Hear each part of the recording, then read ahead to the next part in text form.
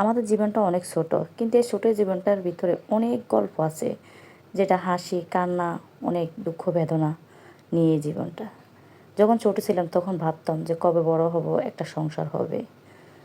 এখন বড় হওয়ার পর এখন ভাবতেছে যে আসলে ছোটোকালটাই অনেক ভালো ছিল। আসলে আমাদের কি কোনো সংসার আছে? আমরা সংসার করি। মেয়েদের কোনো সংসার হয়? মেয়েদের কোনো বাড়ি হয়? মেয়েদের বাড়ি আছে একটাই, সেটা হলো কবরস্থান, শেষ ঠিকানা। এছাড়া আর কোনো বাড়ি হয় না। আসসালামু আলাইকুম। এই ভিডিওটাও কিন্তু অনেক আগের করায়, কিন্তু ভিডিওটা আমি মোবাইলে করে রেখেছি, কিন্তু আজকে হঠাৎ আমার ভিডিওটা সামনে পড়লো, তা আমি দিয়ে দিলাম। তো এই ভিডিওটা দেওয়ার উদ্দেশ্য হলো, এই ভিডিওটার ভিতরেও আমার অনেক কষ্ট লুকিয়ে আছে। তার কারণ আমি যখন এই ঢাকা শহরে আসি, তখন আমি একবারে শূন্য হাতে, খালি হাতে আমি এই ঢাকা শহর আসছি। আমি একটা রুম নিয়ে আমার ছেলে সন্তান নিয়ে আমি ভাড়া ছিলাম।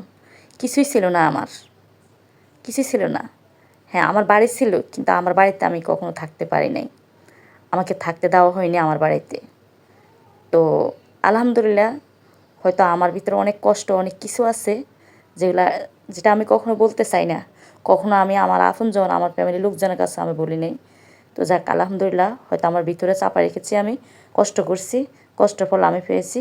তা আলহামদুলিল্লাহ, এটা হলো আমার নিজের বাড়ি এখন। এটা আমার 4 তলা বাড়ির কাজ। তো এবার ভিডিওটা অনেক আগে করা ছিল, কিন্তু আমি আপলোড দিতে পারিনি।